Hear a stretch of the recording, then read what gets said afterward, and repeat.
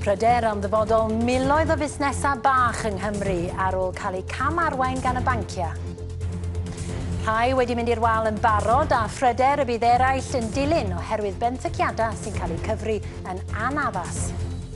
Yn y blynyddoedd calad, mynd i gwneud y sefyllfa beth andros yn glitach na beddylau o fod.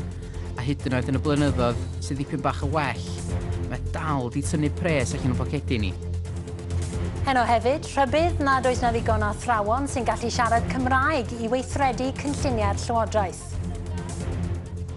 Bron i 200 o bobl yn bresennol mewn cyfarfod cyhoeddus i drafod dyfodol ysbyty gallu nidd arbed arian yw'r nod, ond mae yna bryder am golli gwasanaeth pwysig ar garreg y drws. A galw gan lywydd Cymdeithas Bêl-droed Cymru am well adnoddau'r gêm yn y Gogledd.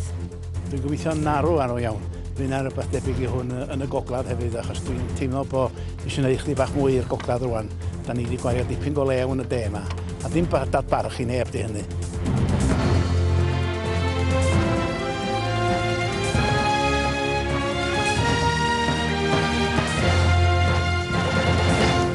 Noswaith dda, chroeso i newyddion naw. Wel heno, fe allwn ni ddatgelu bod yna bryder am ddyfodol miloedd o fusnesau bach yng Nghymru, ar ôl i fanciau gamwerthu benthyciadau iddyn nhw. Mae rhyw 40,000 o'r cytundebau yma wedi cael eu harwyddo drwy Brydain, cytundebau sy'n anaddas ar gyfer busnesau bach, yn ôl y Ffederasiwn sy'n gofalu amdanyn nhw. Y stori gan Steffan Powell. Dyw hi ddim yn gyfnod hawdd i fusnesau bach Cymru, ond mae miloedd o... Gweithio'r ffaith fod y blynyddoedd diwetha wedi bod yn gyfnod go anodd o ran y diwydiant cynhyrchu ceir, mae nifer o bobl sy'n gweithio yn ffatri Ford ym Mhen y Bontarogwr ar fin codi i'w lefel ucha erioed.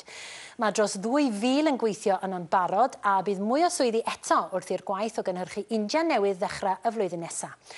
Dyma Ellis Roberts. Mae pob car yn gorfod dechrau oes yn rhywle pa well. Golwg rwan ar rai o straeon gweddill Prydain ar byd, mae'r cynweinidog Chris Huhne wedi bod yn y llys i ddadlau i fod yn anheg disgwyl iddo dalu dros 100,000 o gostau cyfreithiol. Cafodd Huhne a'i gyn-wraig Vicky Price i carcharu am 8 mis fis Mawrth, ar ôl i Price gymryd pwyntiau am yrru yn rhy gyflym ar ei thrwydded ar ran y cynweinidog ynni. Mae Heddlu Canada o fewn yr awr ddiwetha yn dweud eu bod nhw wedi arestio 2 o bobl mewn cysylltiad â chynllwyn terfysgol i ymosod ar dren. Y darged yn ôl yr heddlu oedd y rheilffordd rhwng Toronto ac Efrog Newydd. Mae angladd 1 o'r 3 o bobl fu farw yn ymosodiad y Marathon Boston wedi cael ei gynnal. Bu farw Crystal Campbell oedd yn 9 ar 20 oed pan ffrwydrodd 2 ddyfais ar ddiwedd y ras. Mae'r FBI yn deud bod un o'r brodyr sy'n cael ei hama o fod yn gyfrifol dal i fod mewn cyflwr difrifol yn yr ysbyty.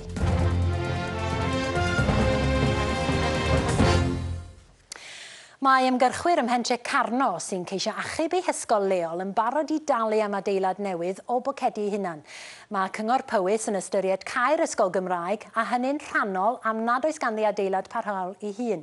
Ar hyn o bryd mae'r 45 o blant yn cael eu haddysg mewn caban pren, ond mae'r gymuned yn hyderus y gallen nhw dalu am adeilad parhaol am tua £500,000 o bunna.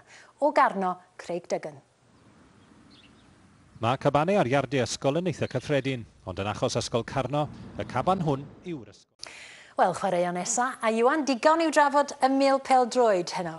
O, swir. Mwy am Luis Suarez yn y man Bethan, ond yn gyntaf, mae angen gwneud mwy mwyn datblygu adnoddau pêl-droed yn y Gogledd. Dyna eiriau llywydd Cymdeithas Pêl-droed Cymru wrth i ganolfan newydd sbon o'r safon ucha gael ei hagor yng Nghas Newydd. Fe fydd Parc y Ddraig yn gartre i'r tîm cenedlaethol ac yn fodd o feithrin sgiliau pobl ifanc i'r dyfodol. Canolfan pêl-droed werth bron i £5 miliwn. A dyna'r chwaraeon gen i am heno, Bethan. Diolch, Iwan. A'r brif stori heno, pryder am ddyfodol miloedd o fusnesau bach yng Nghymru ar ôl i fanciau gamwerthu benthyciadau iddyn nhw. A dyna newyddion naw. Fe fyddwn ni'n ôl yr un amser, nos fory, cofiwch am yn bwletin a hwyr ni, hwyl i chi.